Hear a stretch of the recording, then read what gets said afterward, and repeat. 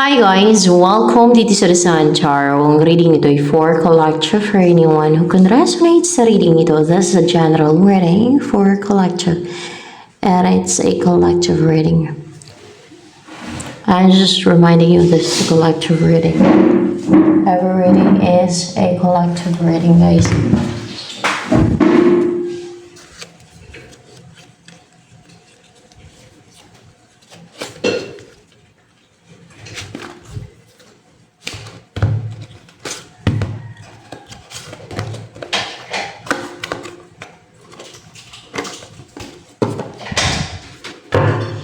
Your energy at this time. King of Pentacles. Actually, pahalang siya pero I'll take it as upright. Upright ba yan?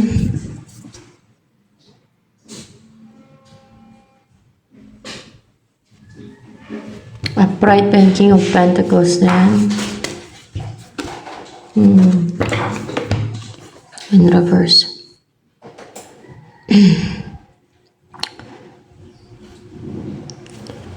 You're unstable, ungrounded, feeling unsecured.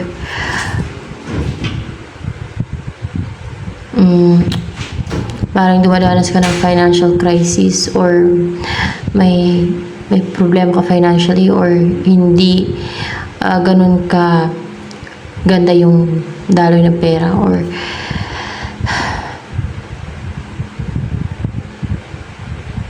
hindi ka ganun ka financially secured or secured, pwedeng financially or maybe sa kung saan mang area ng buhay mo, career or love life, pwedeng ganun. Hindi ka talaga balance ngayon. You're not feeling stable and healed. Parang kabado ka, ganun, kabado, hindi relaxed, hindi kalmado. Ano pa energy mo ngayon?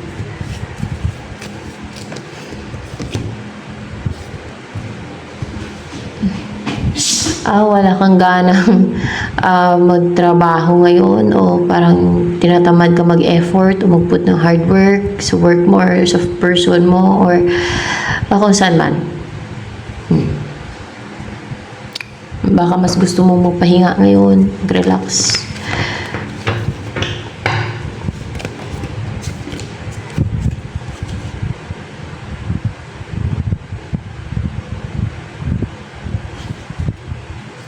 Ikaw yung possessive.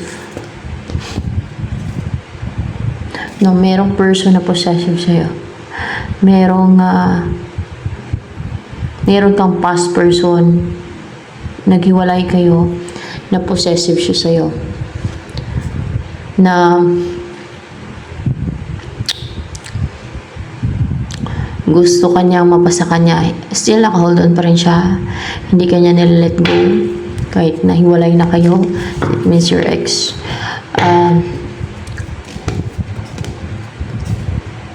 Queen of Swords. Ikaw to, Queen of Swords. No. Naglalagay ito ng healthy boundary. Siya ba to? Yung possessive sa'yo, yung kanyang energy, yung Queen of Swords na yan. Hindi din eh. Merong person na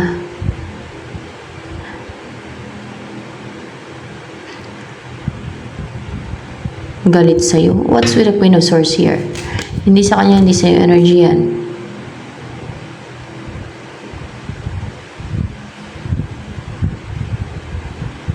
Person na nanghinayang sa mga nawala sa kanya. Third party ba yung Queen of Swords na yan? Third party. Ano yan? Nakarelasyon ng person mo na to, ang Queen of Swords na yan? Parang nga siyang galit. Third party. Naglalagay ng boundary, nagiging cold, nagiging unemotional. Kilala ka ba ng Queen of Swords na yan?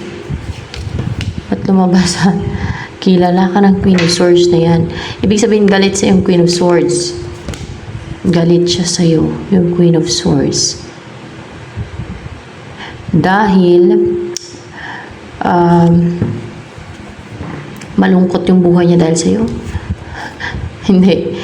Dahil dahil still possessive sa yung person mo.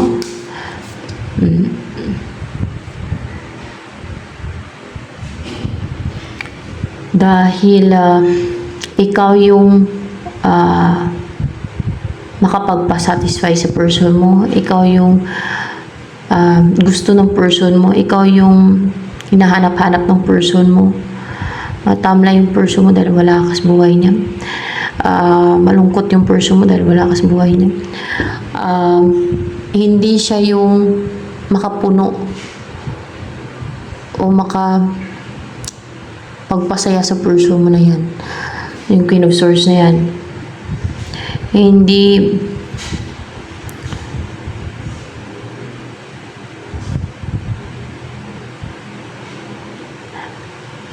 Hindi siya ang hinahanap-hanap ng person mo. Parang taken for granted lang siya ng person mo. Still, sila pa rin ba ng person mo yung Queen of Swords na yan? Sila pa rin ba ng person na to? Yung Queen of Swords na yan? Sila pa rin ba? Sila pa rin. Pero, malungkot, para nag-grief. No? Sila pa rin yung Queen of Swords na yan at yung person mo na yan.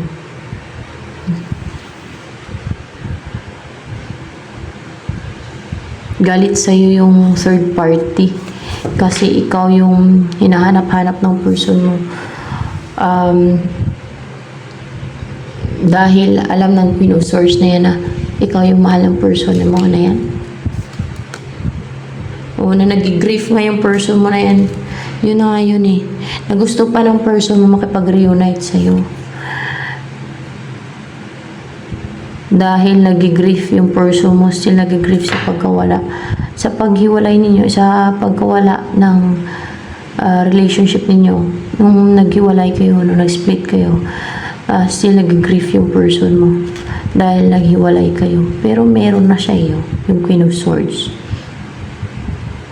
Pero, alam ni Queen of Swords na hindi ka pa nilalit ko ng person mo na to.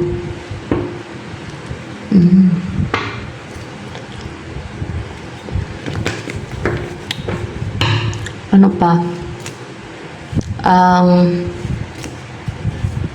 Darating sa'yo.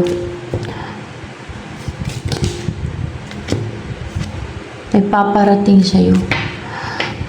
Courageous, positive, determinado, and driven, and buo yung desisyon niya, buo yung loob niya ng person na to na mag-take na action or i-pursue ka, ganun.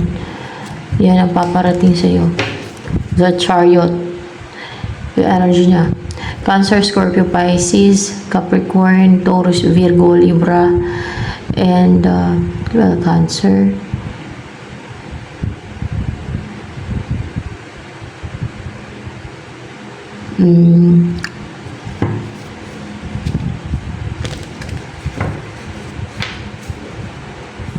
Sagittarius.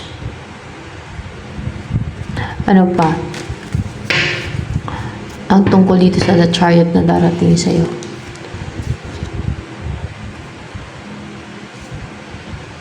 In reverse. Makipagbati sa'yo.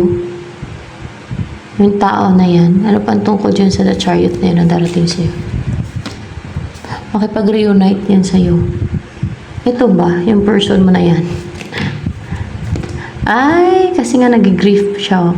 Kaso, sabi, still, sila pa rin ni Queen of Swords. Pero decisive siya. Ikaw yung kailangan niya sa buhay niya, hindi si Queen of Swords. Pero they're in a relationship ni Queen of Swords, hindi pa ata sila iwalay eh. Oh. Tapos, i-pursue kayo. Dapat, makapaghiwalay na lang siya pagka ganun, di ba? Hindi na, paasahin niyo yung isa. Kasi nagluluksa siya eh. Sa nangyaring hiwalayan sa inyo eh. Dahil wala ka sa buhay niya eh. Dahil niwanan mo na siya. Or dahil sa hiwalayan ninyo. Dahil ikaw talaga yung, ano yun, yung love niya. Ganun. Yun ba? Ikaw talaga, hindi. Hindi na ikaw talaga ang love niya. Dahil sa'yo siya emotional. Yun ba yung, sa'yo siya emotional. At dahil attracted siya sa'yo with a win o Empress kanina. Clarify by Empress. Sa'yo talaga siya attracted, guys. May Empress no kanina. At ikaw ang gusto niya mapangasawa. With the Empress, may Empress eh. Oo. Yun ang nagka-cloud sa isipan niya. Yun ang gumugulo sa isipan niya. Or hindi, kung hindi man gumugulo, yun ang nasa isipan niya. Na naka-stuck sa isipan niya. Nakaukit sa isipan niya. Yun ang nasa isip niya. No? Parang ulit-ulit o nasa isip niya na nagka-cloud yun sa isipan niya. Na, nagfa-fog o nagka-cloud sa isipan niya. Na ikaw talaga ang gusto niyang mapangasawa. Kasi may Empress eh. Ano ang hinimbody mo energy ngayon? Ay, hindi ito. Ano ang ini-embody mo energy ngayon?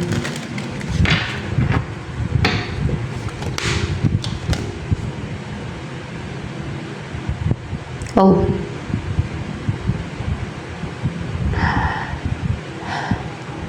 Lumabas din to kanina eh. Passionate.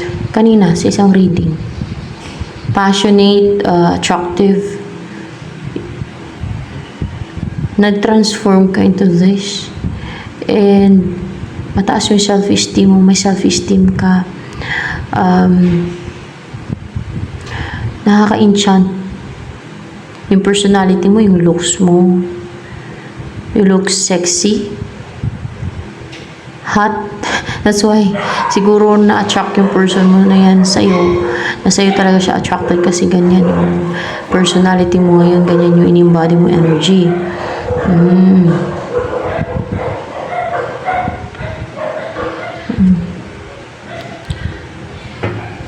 Ano pa ang energy mo ngayon? Ano pa ang in-embody mo energy ngayon? Ay, passionate, very brave. Very confident sa mga abilities mo, sa skills mo, sa mga kakayanan mo, o talents mo, or abilities talaga. And malakas talaga yung sacral chakra mo ngayon. Very fiery, and your root chakra. And may focus ka din, no? May focus. Mahihit mo yung target mo. Na goal ha. Kunwari may ambition ka sa buhay. May pangarap ka sa buhay. Yan. Kung ano man yung target mo na pinapangarap mo sa buhay. Ganon. Kunwari ay gusto mo mamuhay ng payapa, peaceful. At masagana. Magandang buhay. Ano pa ang energy mo ngayon? Naghihil ka pati ngayon. Healing. Or else ay healer ka ba? Healer ka. Healer. Healer ka. Healer ka daw. Nakaka-heal yung energy mo. Ano ibig sabihin? Manggagamot ka o makapagpagaling ka niyan pagka ganyan. Healer.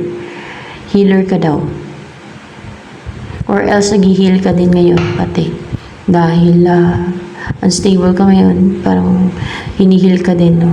At the same time. So, o hinihil mo yung sarili mo. Ganun. Dahil healer ka naman eh. Ano pa ang feelings yung feelings na itong person na yan sa'yo, na possessive. Anong feelings niya sa'yo ngayon?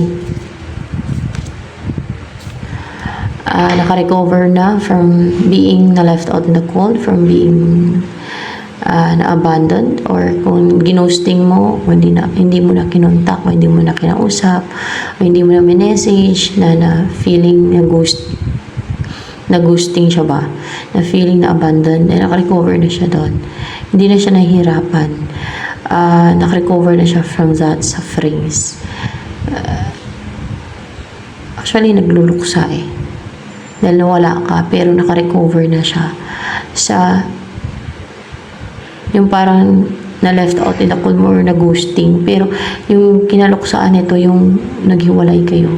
Ito na nung parang inabandona mo na ginosting mo na, hindi mo kinausap, naka-recover na siya from that.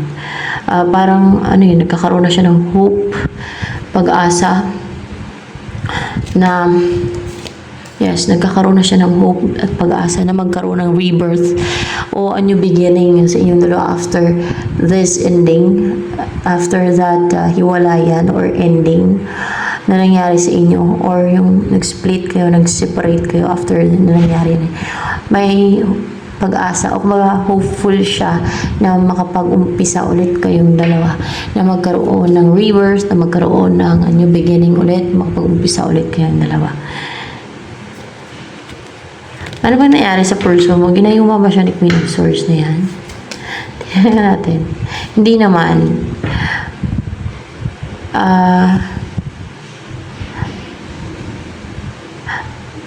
Pwedeng kung naghiwalay kayo, after that, doon niya siguro nakilala yung Queen of Swords na yun, o baka ex niya na binalikan niya, or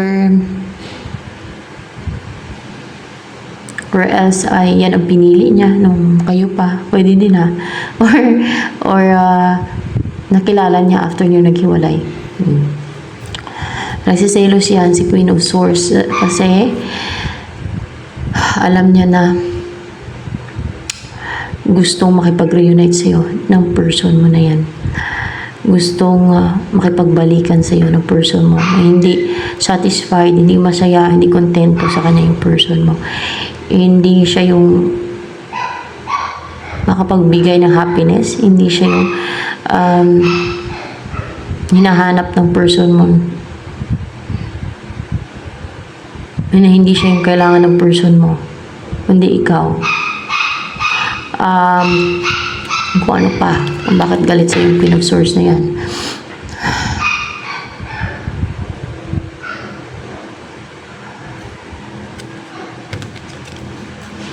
Pati yung pati yung third party na sama pa, na galit daw sa'yo, galit, no? So, ibig sabihin, alam niya na ikaw talaga yung mahalaga para sa person mo.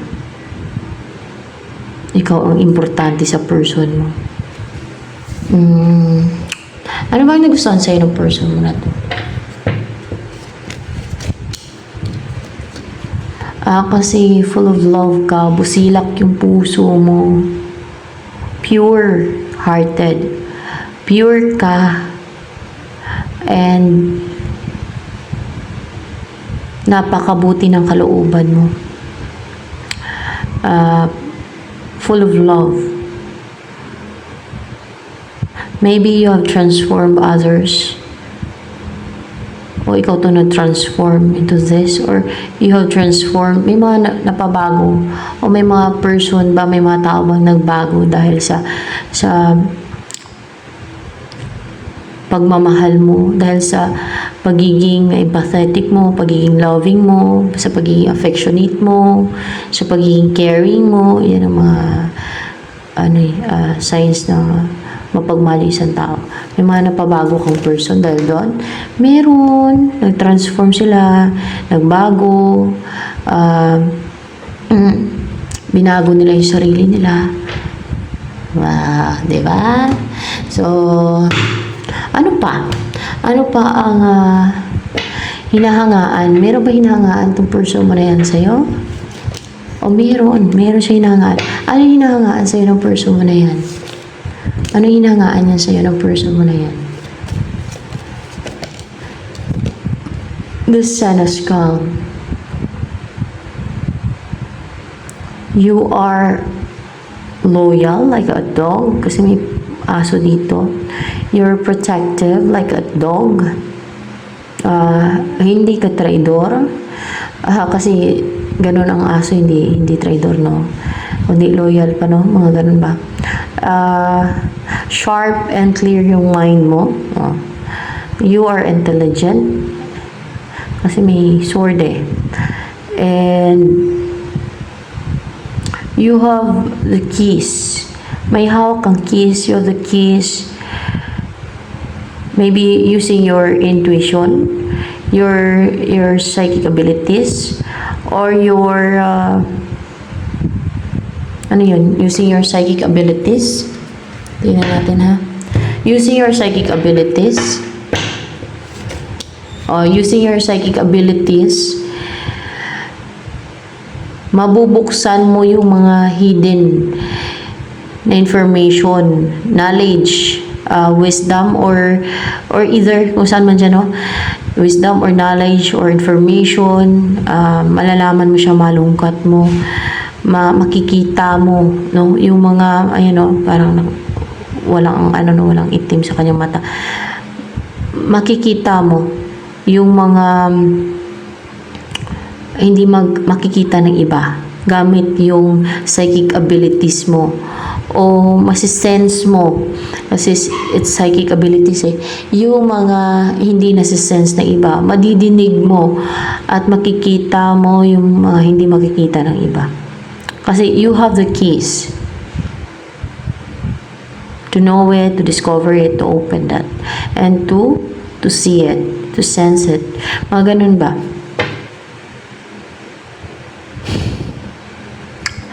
Ano pa? Meron pa bang ano ba yung person mo na to? Patay na patay yan sa'yo. Tingnan natin. Baliw na baliw ba sa'yo yung person mo na yun? Hindi naman. Patay na patay ba sa'yo yung person mo na yan? Kasi nagluksa talaga eh. Patay na patay siya sa'yo. Clarified by the death card. Nagdurusa siya na nasasaktan talaga siya kasi nahiwalay kayo, ganun. At hinangan niya talagang ma-reunite kayong dalawa, ganun.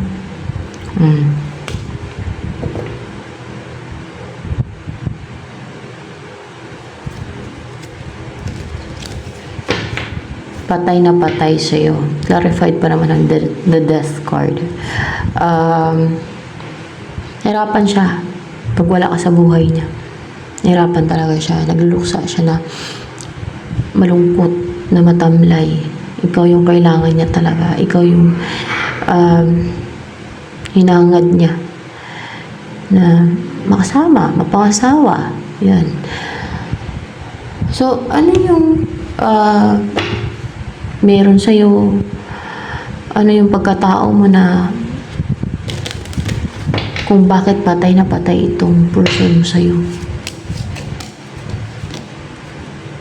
Wisdom, you're wise. Hindi mapanlansi, hindi manipulative, ha? Hindi sinungaling, ha? You are wise. Iba po yung wisdom sa yung mapanlansi. Foolish pong yung mga tao mapanlansi at sinungaling at mga manipulative na tao. Foolish yan. Yung wise na tao, hindi yan manlalansi. Kasi alam niyan, mali yun, masama yun. Hindi tama yun. You know what? Yung wise na tao, righteous yan. Yan ang mga kadalasan na righteous na tao. Karamihan yan. O kadalasan yan talaga pag tao na wise, righteous yan sila. Or may sense of right and wrong. They have a good judgment because you have a good judgment.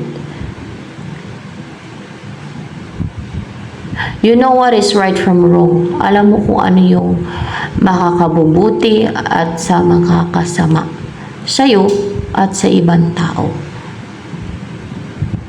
Ang mga wise na tao, hindi nila pinapairal yung selfishness. Yung iniisip nila na yung sarili nila naman gusto nila makuha yung gusto nila. And you are fair also. O, see, fair ka. Tinitimbang-timbang mo. O. You are pure. You're so pure, oh. White, white.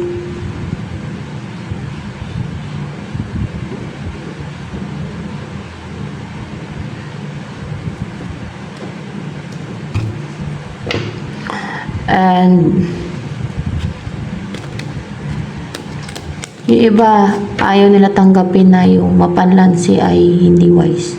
Kasi wise daw, yun ang paniniwala nila.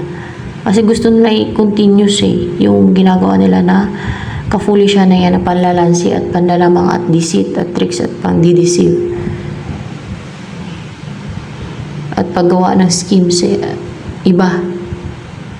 Masama yun. Evil doings yun.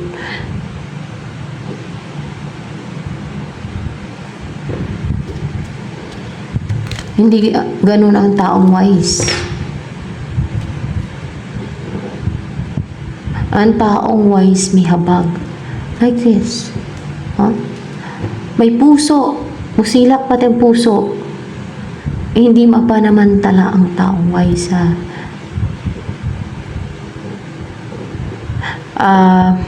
Hindi. Kasi foolish yung mga taong mahilig manamantala sa kahinaan ng iba, at mga deceiver yun. Walang awa yun, walang puso yun, yung mga ganon. Instead na tulungan ay samantalahin pa yun ng mga taong evil. Walang konsensya, walang awa, walang empathy. Actually, based sa observation ko, madami yung ganon. Instead na maawa at tulungan yung kawawa, samantalahin pa. Pero madami-dami naman yung mga may puso, may awa, at tutulungan nila yung kawawa na hindi nila samantalahin.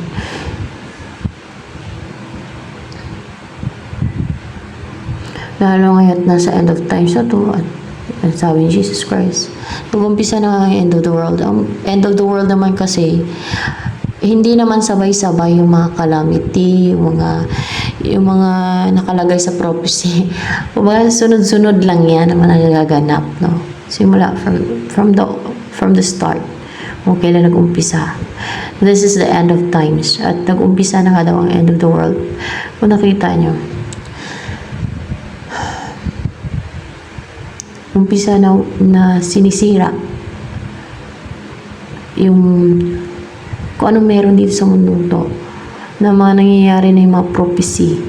Yan ang sign na search yun na lang kung ano ibig sabihin, na kung ano yung signs na nag-umpisa ng end of the world. Kung merong explanation sa end of times, ganun pa rin yun ganun pa rin yun halos same lang yun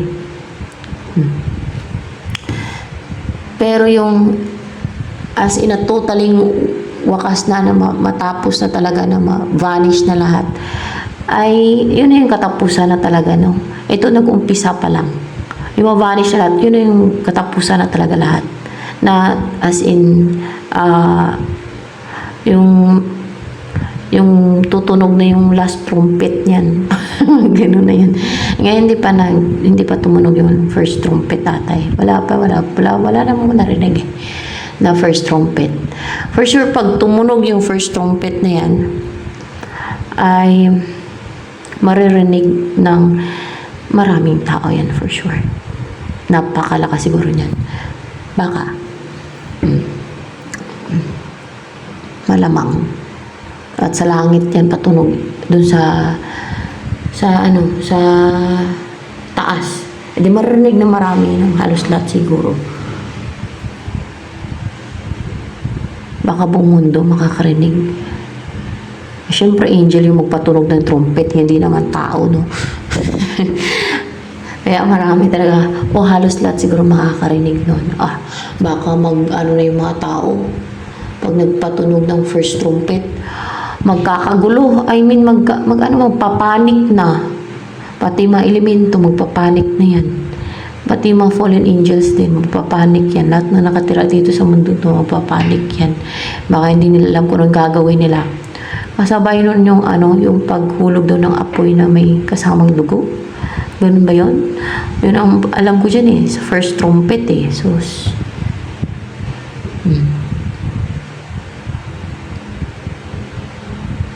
yung tinatawag na nag-umpisa na yung end of the world, yun yung end of times. Parang isa lang yan sila eh. Parang same nga lang yan eh. Oh. Search nyo na lang din kasi hindi naman ako ganun ka i-search ko din mamaya. Ayaw ko magmagaling kasi guys kung ako kasi yung tao na hindi nagmamagaling ko. Ano lang alam ko, yun lang. Mahirap yung magtugda ako na hindi ko alam, na kulang yung alam ko sa mga bagay na sa ganyang topic. Kaya tinatanong ko pa sa mga angels sa guide ko din. Ano ba talaga?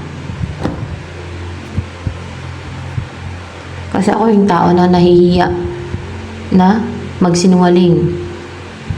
Na yung gagawa ng kwento, ay, naku. Hindi kasi ako ganun eh. Kaya, ang gusto ko yung may clarification ng angels. Ang gusto ko yung may pruweba talaga. Na may siya, may katotohanan na totoo. Mga ganun ba?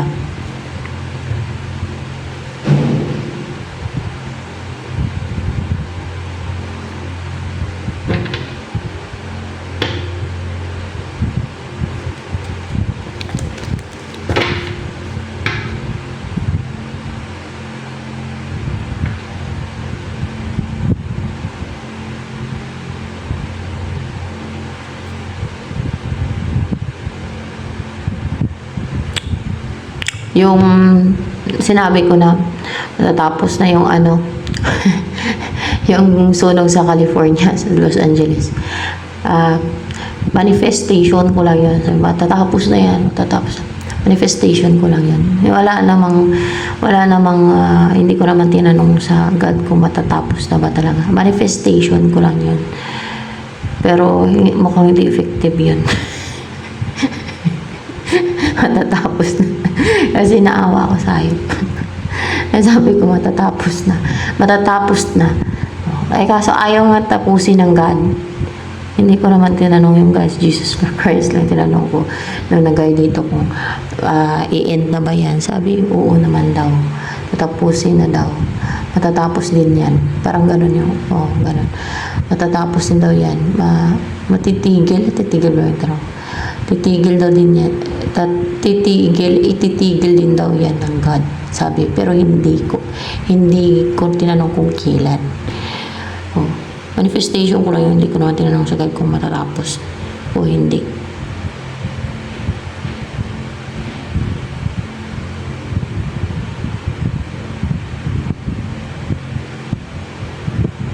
Actually, parang natanong ko yun. Ewan ko. Tanong ko ba yun? Pero hindi sa dito sa yung may video Kalimutan ko lang. Tanong ko ba yun? Parang natanong ko din yun sa God pero hindi na, wala sa video. Wala sa mga video dyan. Parang tinanong ko. Anong tinanong ko noon? Hindi pa daw. Kaya, yun na lang ginawa ko. Sabi ko, tatapos na yun. Hindi pa daw talaga. Noon, naalala ko. Ayan.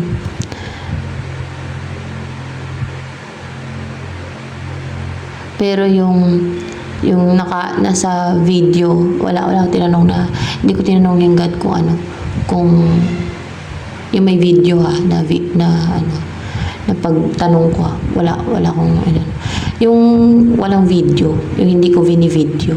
Natanong ko yun isang beses sa God kasi nag-alala din ako lalo sa mga hayop dun. Yung sa hayop, naawa ako kasi nadadamay sila kawawa sila. Hindi pa daw talaga matatapos nung tinanong ko yun. Pero, minanifest ko lang. Through that, sabi ko, matitigil na yung sumunod. Yun. Yung hayop talaga yung nakawaan ko dun. Yung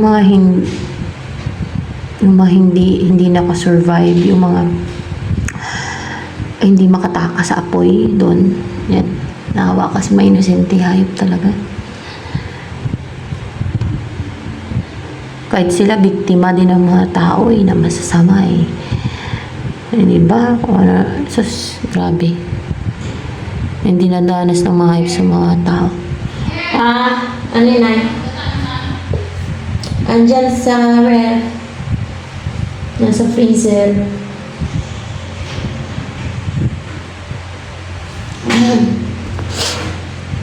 Ayan.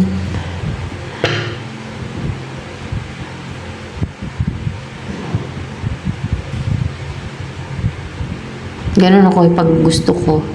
Kunwari, pag gusto ko na, titigil na yan. Ganun ako. Pero pinanalangin ko naman sa God na tigil na. Pero hindi talaga tinigil. Kasi nasa end of times na nga, nag-umpisa na end of the world. At galit talaga yung God sa kanila pati. Dahil balasubas na. Bastos sila. Ganun.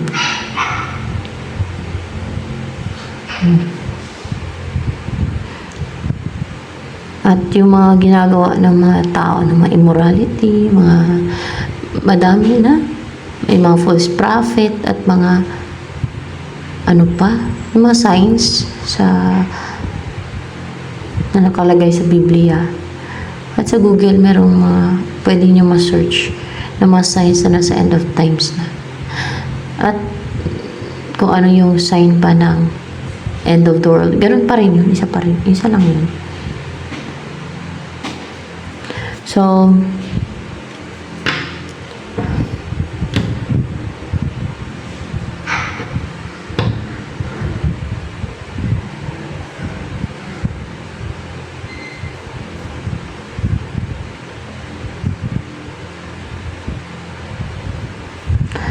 ano pa?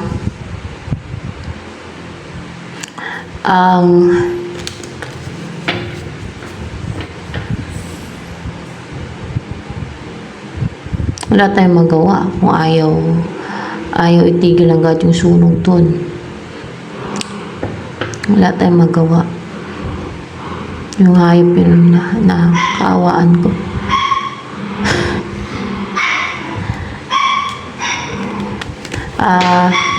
Yun lang.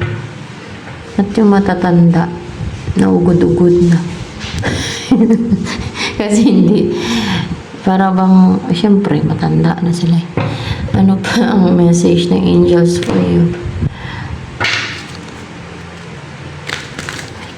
Ganun yung experience nila dun. Message ng angels for you. Affirmations. To lift up your thoughts and energy and to attract what you desire, use positive affirmations. Yung ganun na sinabi ko na, matigil yung apoy sa California. Yan, affirmation din yun. Yung ganun. Yan. Ganun ang ginawa ko Pero wala naman akong magawa kung ayaw itigil ng God Diba? Kahit anong affirmation ko kung ayaw itigil.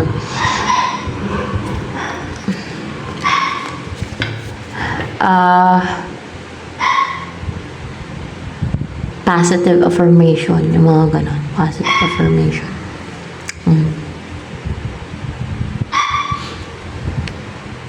So,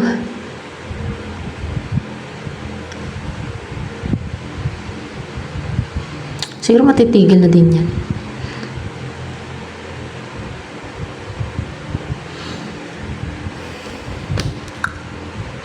Ano pa?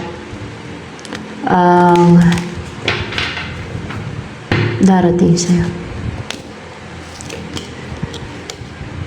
The counselor. Person siguro to. Person ba itong darating sa'yo na the counselor? Hindi. Ikaw to. Na maging magaling ka na mag-counseling, magsalita sa mga ginaguide mo, sa in-advisean mo, o sa crowd, sa maraming tao. na magiging counselor ka. Pwede din ganun na. Ano pa? You have that love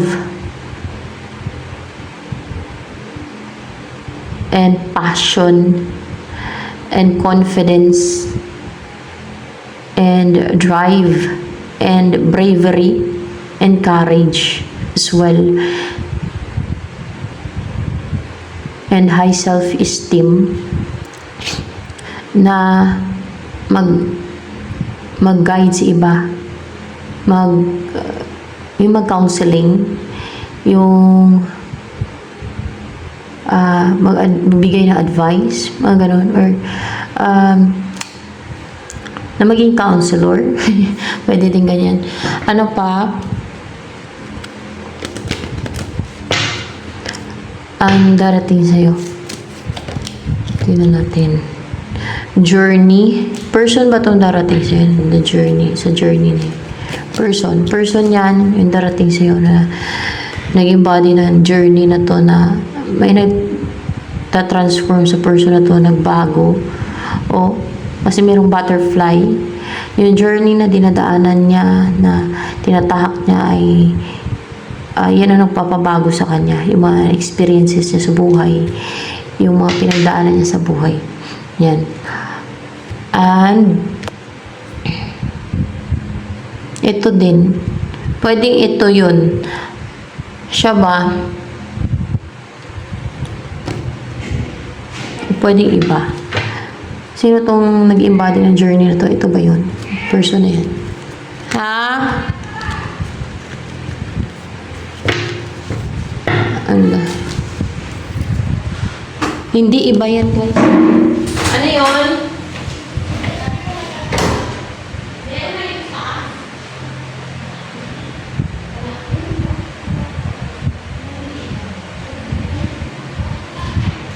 Teka, tapusin ka lang ito.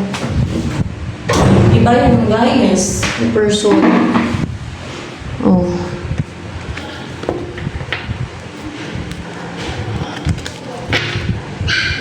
May mga person ba na attracted sa'yo? Tingnan natin. Pwede? Pwede meron. Ka lang. Na gusto kang mapangasawa?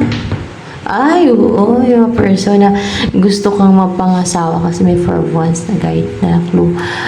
Na gusto kang mapangasawa. Bakit gusto ka daw nila mapangasawa? Anong meron ka? Bakit gusto ka nila mapangasawa? Dahil ano ka independent and aloof,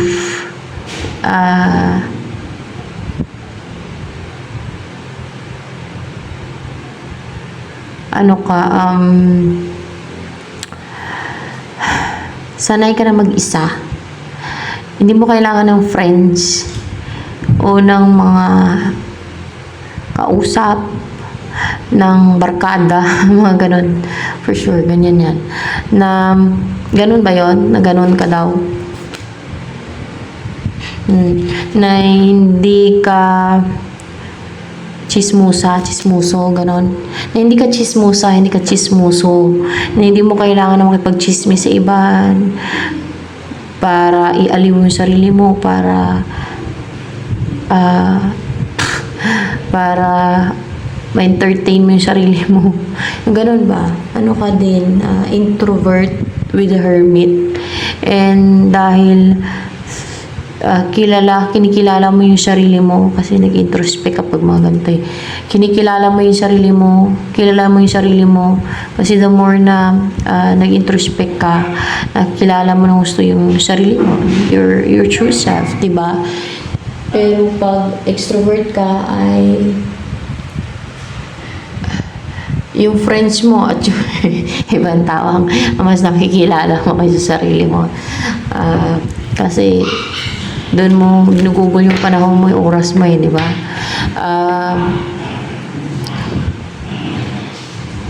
Ano pa? Ano pa ang nagustuhan sa'yo ng mga tao na yan na gusto ka nilang mapangasawa. New person or past person or current karelasyon mo, pwede din. Ano nang gustuhan nila sa'yo na mga tao na yan na gusto kang mapangasawa? Balance, you are brave also, fiery, confident, courageous, na makikita yun sa mata mo na you're courageous, matapang ka. Balance yung feminine and masculine mo, masculine and feminine energy, both feminine and masculine, meron ka nun. So you're strong, no? Full of strength also, and stamina, and bravery. And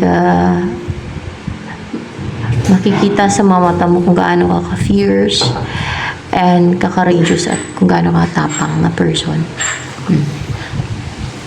And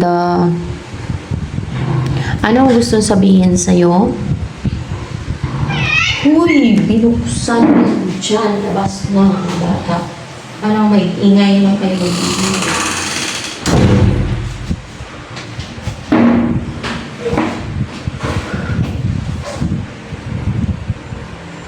Ano ang gusto sabihin sa'yo ng person mo na to? Itong person mo na to, anong gusto niya sabihin sa'yo? Nasa iyo kung tanggapin mo yun. I love you unconditionally. Wow. Ayan. Dugtong pa lang yung wawa.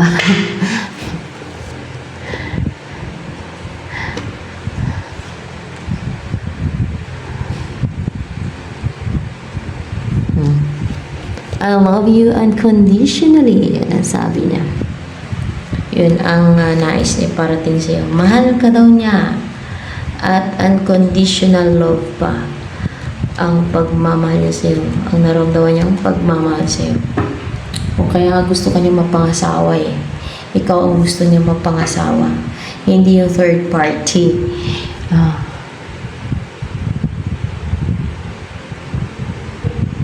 Yun ang sinasabi niya dyan. Ano pa? Nais sabihin sa'yo ng person mo na yan. Sa'yo. Mahal ka niya. Yun talaga. Na deeply in love yun sa'yo. Ano pa ang gustong sabihin ng person mo na yan sa'yo?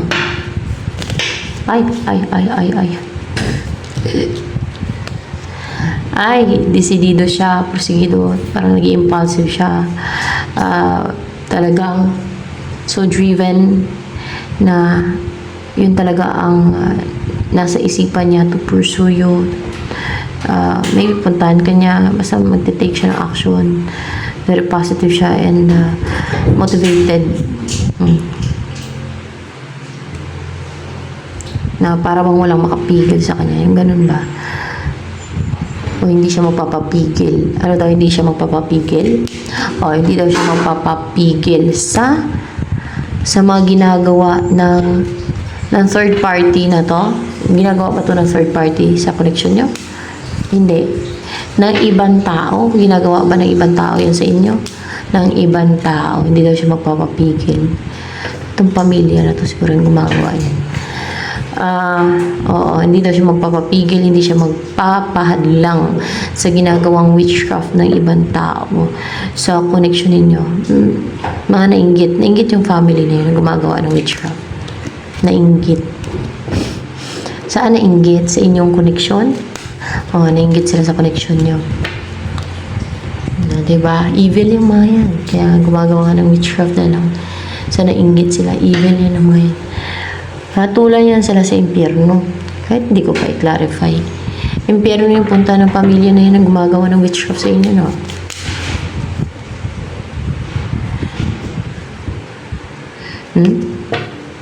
Mahirapan sila dun sa impyerno. Saan ba na sa impyerno sila mapupunta yung pamilya na yun na gumagawa ng witchcraft sa inyo ng person mo sa abyss? chismosa lang. Pagdating sa ganyan, sa abyss. Sa abyss sila mapupunta. Dahil nga, doon nilalagay ang mga demonyo. Kasi demonyo na yung mga yan eh. Actually, hindi naman sila kaluluwa na ni Philip, no? Para tawagin demonyo. Pero, demonyo yung ginagawa nila. Pwede sila may compare sa demonyo. O demonyo na ang tawag dyan. Kahit yung mga manggagamot, demonyo ang tawag sa mga witches eh. Sabi ng manggagamot eh, dumadami ang mga demonyo. Sabi ka, hindi, yung mga mangkukulam, yung mga witches. Ayan. So, kung ayaw yung tawagin ng gano'n, kung merong gumagawa sa inyo yan, pwede magbago kayo, no? So, yun lang. At, instead na sa side na kayo ng kadiliman, ay sa side na kayo ng kabutihan. Basta magbago na, mag-transform na talaga. Na, sa mga gusto lang ha. Hindi ko kayo pinipilit, baka sabihin niyo pinipilit ko. Sa mga gusto lang, bahala kayo, buhay niyo yan. So, ito na lamang guys, for collective reading.